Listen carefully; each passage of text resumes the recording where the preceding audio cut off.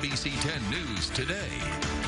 All eyes on the Gulf Coast and beyond. Louisiana now under a state of emergency. How bad is it expected to get? We've got the latest and up-to-date information. And a chilling discovery in front of a Circle K. Details on the shooting that claimed one man's life and landed the other in a jail cell.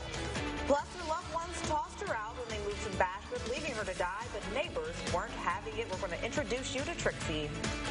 Good morning. It is 6 a.m. I'm Randy Ayala. I'm Bodie Brooks. Thank you for waking up with us on this thrilling Thursday. Thrilling Thursday. And of course it is 7-11. Making it even more special.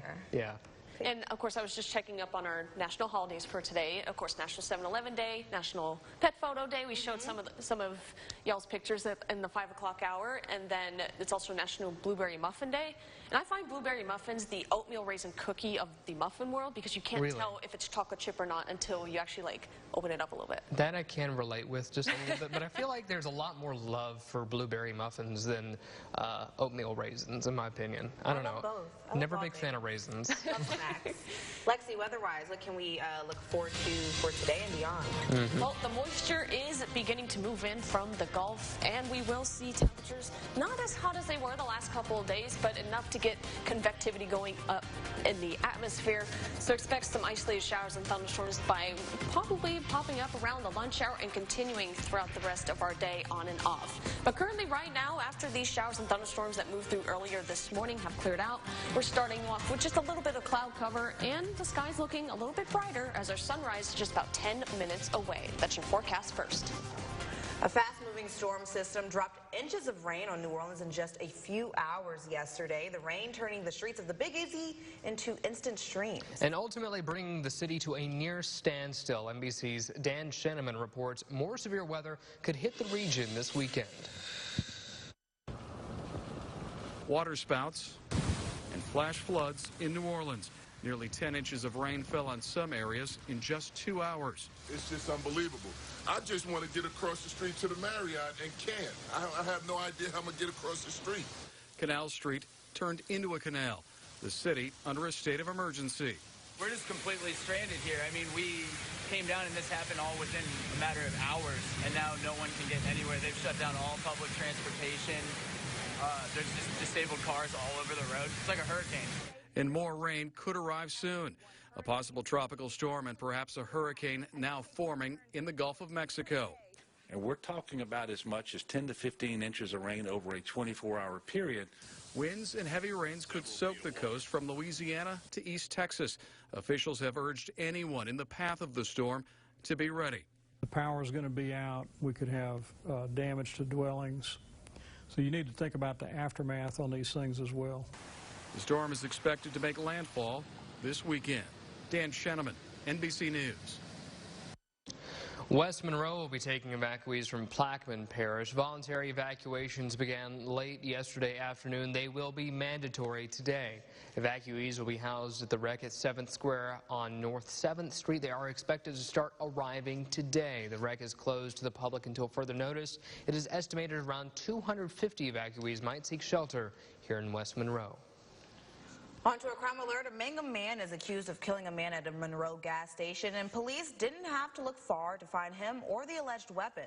It happened just before 1 yesterday morning at the Circle K at Louisville and North 3rd. They found two men sitting in a black pickup. 22-year-old Joseph Morris dead in the driver's seat, a bullet in his head.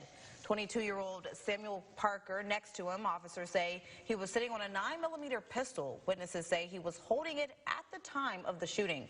Parker charged with second-degree murder, jailed so far without bond. Police have not revealed a possible motive just yet. And across the bridge, a West Monroe mother and father have been arrested after police say their son watched them smoking meth. Elisa's neighbors told investigators she and Larry Moore had smoked meth earlier in the day. Their 7-year-old said he watched them do the drugs. Neighbors told deputies Moore chased her down the street while dragging their 2-year-old and 6-year-old children by their arms. Both charged with using drugs around minors. Moore is also charged with 2 counts of cruelty to juveniles. Rush hours are not the only times traffic gets tricky in Ruston, but the orange cones are going up in a couple of weeks. The projects include a connector between Celebrity Drive and the I-20 North Service Road and a traffic light where Celebrity Drive meets Farmerville Highway. That's been a huge problem with traffic backing up, people trying to turn left on Highway 33. With this new traffic light, that alleviates that issue. Ruston also has been working on the Tarbutton interchange on the west side, a project underway for 4 years but planned for the last quarter century. It is expected to be finished in January. In Arkansas, another way kids can spend their summer, the Camden community is gearing up for its first camp for teenagers next week. The City of Camden, the Camden Police Department, and the Ouachita County Cooperative Extension Service are hosting it for those ages 13 to 18. It's free. They'll have hands-on activities about social media, dangers, nutrition, and we'll even learn how to change a tire. I don't even know how to do that. That's good information. For more, visit our website, marklemis.com. Coming up next, supplies desperately needed for the Magnolia Animal Shelter, how you can help. And man's best friend left to fend for itself in the scorching heat and pouring rain, how the power of social media has helped. That story coming up on First Here's Lexi with your CommuteCast.